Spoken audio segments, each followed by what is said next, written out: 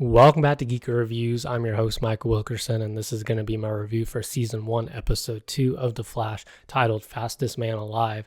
So this episode begins with Barry running through the streets of Central City. He's going 352 miles an hour on his way to a fire in downtown Central City with Cisco on the comms.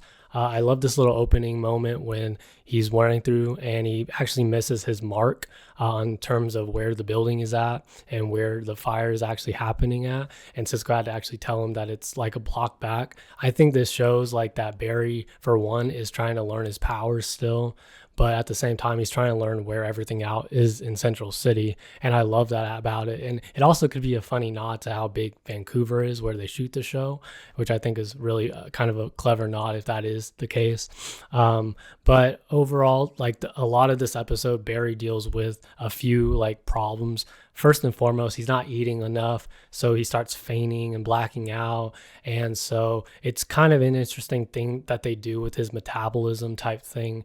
It's a very simple and effective idea. It's a simple idea, but it's an effective idea where it shows that Barry needs to eat like up to 850 calories just to kind of stay active and drink like a lot of water and fluids so he can always stay conscious and not faint and black out, which I thought was really funny. It's an effective way to show that like we're all human. We all have to eat something or drink something just to kind of stay conscious, and we're not like fainting or having these blackout moments or getting dizzy or anything, which I like and it's also fascinating to me to kind of watch this second episode, because it's kind of fascinating to see the fastest man alive experiencing dizziness and headaches and not eating enough and having to eat so much just to keep up with it. Because like Barry runs through Central City so fast, and like think about how we as humans are having to like run every time we burn off calories and stuff. It takes us like a long time to burn off those calories, whereas Barry like kind of goes through it like that with the speed force. It just kind of burns right through it, which is fascinating and actually a really kind of clever and kind of fascinating idea. The idea that the series takes advantage of, which I do appreciate. The next thing is that Barry is late to a crime scene. We see this a lot. Joe and Eddie and Singh are at this like gun shooting kind of robbery that took place, and Barry's over there trying to solve the crime. I personally thought this was the weakest part of the episode. I didn't really think this was needed. I thought that it was just like slowing down and knowing that everything that was going to happen later in the episode, it really didn't tie into anything. I just thought it was a pretty big waste of time. I mean, we already showed that Barry was running late to a crime scene in the first episode. Did we really need it in the second episode? I didn't really think that. I think that could have been discarded, and probably, and maybe focus on a little bit more of the stronger part of the episode where Iris and Barry are, reconciling for the first time since Barry has woken up from a coma and is actually out in public again, which I thought was really good, and it shows their chemistry. And I think that's what could have, been the central focal point at the beginning of it after Barry took out that fire, is that he goes back to reconcile with Iris, talks about the journalist thing as they kind of do at like the police station. But I think they could have easily done it at maybe like this Simon Stagg event before Simon Stagg gave his whole speech. Just because I think it would lead into the reveal and the shootout, that being the big action sequence of this episode, and Barry having to stop these gunmen essentially to kick off the episode, leading into Danton Black and Simon Stagg, that whole storyline for the villain of the week. I think that's what it should have been. And I also think they could have cut out Eddie, being in this episode. He didn't really do much. He just kind of stood around with her at the crime scene or kissed Iris, and that stupid third wheel like shot that they always do when Eddie and Iris are kissing. They do like a wide of Eddie and Iris kissing from Barry's point of view, and shows Barry just like awkwardly looking at them while they kiss, which I hate. Again, I hate that kind of plot point in media, and I hope that they develop Eddie a little bit more in the character as a detective, because it could be an interesting way to develop his character over time a little bit more. I thought the other thing that was very interesting to me this episode was Barry going the road of self-doubt. So Barry goes through a lot, and he's just like really self-doubting himself as a hero, of whether or not he can be the Flash or whether or not he can take down this metahuman of the week, which I'll get to in a second. But I thought that it was such an effective and surprising way to show that he, in his own time and own like time in Central City, he is still, self-doubting as a hero. Like, we already saw that, like, he was insecure and self-doubting as a hero to Oliver's point of view in the first episode, but I thought in this one it really stood prominent, that this was like the main theme and through line, which I thought worked effectively for Barry to constantly or just give up. And I just never really seen him like that really before, which I thought was very interesting. It kind of sucked, but because I would have loved to see more Flash stuff, but I would say that, like, I get his like mentality of him going inside of his, or like him, like, I like the mentality, like, and I kind of get it from his point of view. Like, he's not ready to take on any kind of gunmen or these types of people right now. This leads into the whole Danton Black, Simon Stagg situation. I thought it was cool bringing Simon Stagg. I never thought we would see that kind of character on the, small screen. I thought that was more of a Batman prominent kind of character, but it's cool to see him in Central City interacting with people like Harrison Wells, which was really cool in that one moment between them. Something I never thought I'd see. I thought it was interesting, though, on Danton's point of view, that he was working with or working at Stagg Industries and working for Simon Stagg.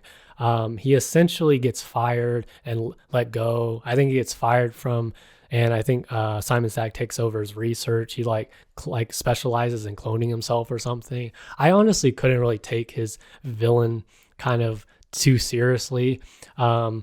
I guess in a way I kind of get like him getting screwed over by Simon Stagg a little bit, but at the same time, I don't really like buy him as too much of a villain, just because I don't really find him like separating off into six, like multiplying himself by six or whatever people. I just didn't really find it interesting, but I do like the idea that Barry kind of becomes self-doubtful because of this villain, that he's up against something he's never really been up against before. All he had was Martin in the previous episode up to this point.